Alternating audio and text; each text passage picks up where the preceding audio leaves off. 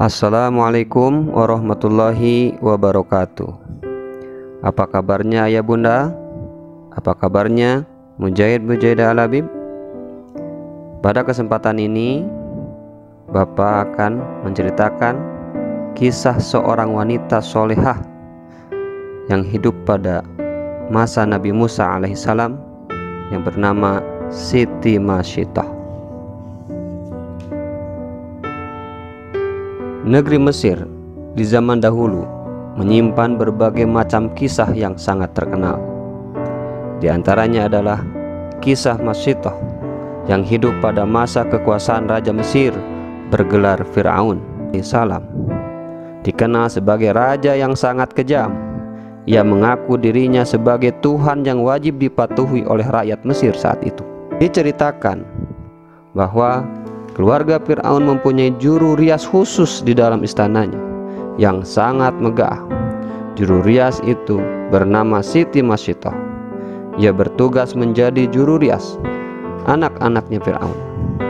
Ia wanita soleha yang beriman kepada Allah dan Nabi Musa alaihissalam. Sebenarnya di dalam istana Fir'aun ada dua orang lagi yang beriman kepada Allah dan Nabi Musa alaihissalam, yaitu Siti Aisyah istri Fir'aun dan Hazakil suaminya Masyittah. Ketiga orang itu sengaja menyembunyikan keimanannya karena khawatir dengan kekejaman Fir'aun. Raja kejam itu tidak segan-segan membunuh rakyatnya yang menyembah Tuhan selain dirinya. Suami Masyittah, Hazakil, sangat dikenal di kalangan istana sebab ia menjadi orang kepercayaan Fir'aun. Akhirnya Fir'aun menghukum mati Hazakil. Suami Masyittah itu ditemukan tewas dalam kondisi yang sangat mengenaskan dan memilukan. Tangannya terikat di pohon kurma, tubuhnya bersimpah darah dan penuh dengan panah. Masyittah sangat sedih melihat kondisi suaminya yang diperlakukan sangat kejam oleh Fir'aun dan anak buahnya. Suaminya meninggal dalam keadaan mempertahankan keimanannya kepada Allah Subhanahu wa Ta'ala. Untuk meringankan kesedihan hatinya, Masyittah menemui Aisyah, istri Fir'aun. Aisyah sangat memahami apa yang sedang dirasakan oleh Masyittah. Ia mengetahui melalui isyarat kalau isi hati Masyittah sama dengan isi hatinya. Oleh karenanya, dalam kesempatan itu ia menyatakan terus terang kepada Masyittah bahwa dirinya juga beriman kepada Allah. Hanya saja ia menyimpan keimanannya agar tidak diketahui oleh Fir'aun. Setelah suaminya tiada, Masyittah tetap menjalankan tugasnya sebagai juru rias anak-anaknya Fir'aun. Suatu hari terjadi kesalahan kecil namun berdampak sangat besar. Seperti biasanya, Masyittah merias anak-anaknya Fir'aun. Ketika Masyittah sedang menyisir salah satu putri Fir'aun, tiba-tiba sisir dalam genggamannya terjatuh. Saat ia mengambil sisir yang terjatuh, dengan refleks bibirnya mengucapkan Bismillah. Mendengar kata-kata asing itu, putri Fir'aun terkejut. Ia memandang penuh keheranan kepada Masyittah. Hatinya diliputi tanda tanya. Apakah engkau mengucapkan kata-kata dengan menyebut nama ayahku? Tanya putri Fir'aun dengan wajah heran. Aku menyebut nama Tuhan yang sebenarnya, bukan nama ayahmu. Dia adalah Tuhanku, Tuhan kita, Tuhan ayahmu. Dia adalah Allah, tidak ada Tuhan selain Dia, jawab Masyittah dengan jujur dan terus terang. Jawaban Masyittah itu membuat putri Fir'aun sangat terkejut. Ia juga sangat tersinggung dengan pernyataan Masyittah. Dengan sangat lancangnya berani mengatakan ada Tuhan selain Fir'aun, sang ayah yang sangat dihormatinya. Putri Fir'aun mengancam Masyittah, ia akan segera melapor hal itu kepada ayahnya. Masyittah tidak gentar karena ia yakin seyakin-yakinnya bahwa Allah Subhanahu wa Ta'ala adalah Tuhan yang sebenarnya, bukan Fir'aun.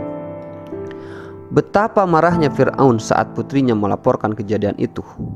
Ia sama sekali tidak menyangka kalau inang pengasuh anak-anaknya adalah pengikut Nabi Musa. Baru saja aku menerima laporan dari Hammam, menteriku, bahwa pengikut Musa terus bertambah setiap hari.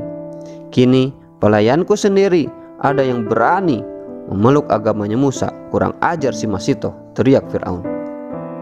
Cepat panggil Masitoh kemari, perintah Fir'aun kepada para pengawalnya.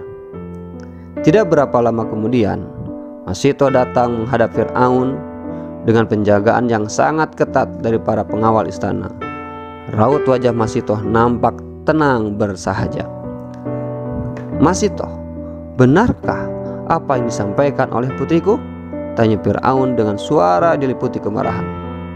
Benar, jawab Masitoh dengan tenang. Hai Masitoh, siapakah Tuhan yang kau sembah selama ini? Tanya Fir'aun. Tidak ada Tuhan selain Allah. Dialah yang menguasai alam semesta dengan segala isinya, jawab Masitoh tegas. Kamu tahu akibatnya? Kamu sekeluarga akan saya bunuh, bentak Fir'aun sambil mengarahkan telunjuk ke arah Masitoh. Saya memutuskan untuk memeluk agama Allah dan saya siap menanggung segala resikonya, kata Masitoh.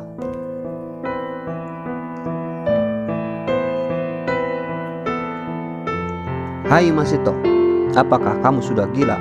Kamu tidak sayang dengan nyawamu dan anak-anakmu? Tanya Fir'aun. Setelah itu, Fir'aun memerintahkan para pengawal untuk menyiapkan kuali besar yang terbuat dari tembaga, berikut minyak goreng di dalamnya. Lalu minyak di dalam kuali itu dipanaskan hingga mendidih. Fir'aun akan menghukum mati Masitoh dan anak-anaknya dengan cara yang sangat kejam. Pemandangan yang sangat mengerikan itu disaksikan oleh masyarakat luas. Fir'aun ingin menunjukkan kepada rakyat bahwa siapa saja yang menentang dirinya dan tidak mengakuinya sebagai Tuhan, maka balasannya adalah siksa yang sangat pedih, seperti yang akan dialami oleh Masitoh dan dua anaknya. Sebelum dilaksanakannya hukuman mati, Fir'aun memberikan kesempatan terakhir kepada Masitoh untuk mengakui Fir'aun sebagai Tuhan. Jika Masitoh mengakui Fir'aun sebagai Tuhan, maka nyawa Masitoh dan dua anaknya akan selamat. Pendirian Masitoh yang tegas dan tidak gentar sedikit pun membuat Fir'aun merasa dipermalukan di depan rakyatnya. Ia semakin marah. Raja yang zalim itu segera memerintahkan para pengawalnya untuk segera melemparkan Masitoh dan dua anaknya ke dalam minyak yang mendidih.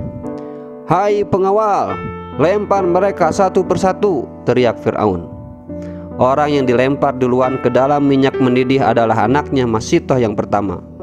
Masitoh melihat anaknya dilempar ke dalam minyak yang mendidih, betapa pilu hatinya. Akan tetapi dia tetap sabar dan tabah. Hingga giliran anak keduanya yang masih menyusu, bayi mungil itu berada dalam pelukan Masitoh. Tiba-tiba Masitoh menjadi gundah. Ibu mana yang tega menyaksikan satu persatu anaknya tergerus minyak panas? Masitoh sempat ragu. Dalam situasi krisis ini, Allah Subhanahu wa Ta'ala langsung menunjukkan kekuasaannya. Dia menjadikan bayi itu bisa bicara. Jangan takut, jangan ragu wahai ibuku, karena kematian kita akan mendapatkan pahala yang sangat besar dari Allah. Pintu surga akan terbuka menanti kedatangan kita, kata si bayi. Dalam riwayat lain yang berasal dari hadis riwayat Ahmad, dikisahkan bahwa bayi Masitoh meyakinkan ibunya dengan mengatakan, sabarlah wahai ibuku, sesungguhnya kita berada di pihak yang benar. Masukkanlah wahai ibuku, karena sesungguhnya siksa dunia lebih ringan daripada siksa akhirat. Keteguhan hati anaknya membuat keraguan Masitoh menjadi sirna.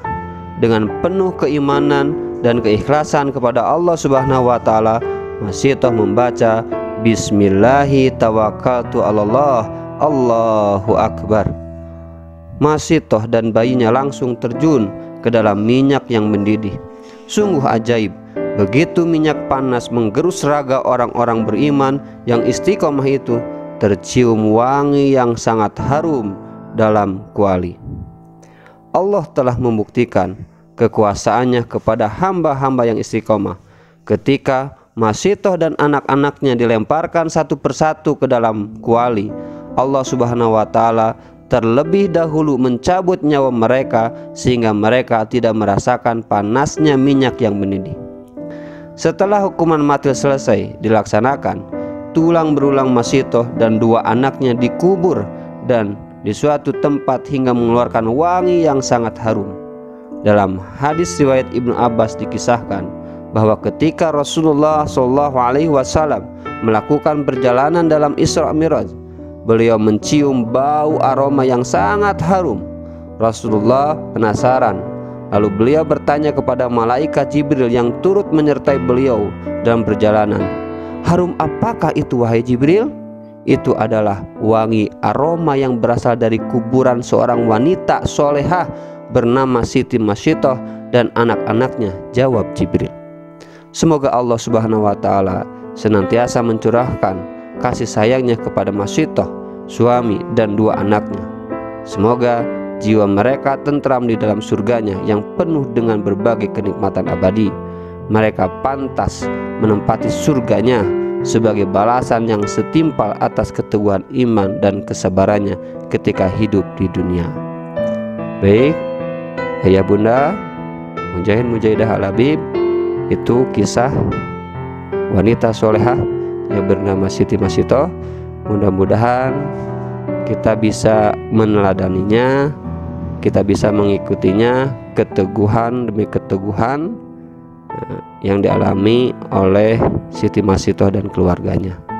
Sekian, terima kasih. Wassalamualaikum warahmatullahi wabarakatuh.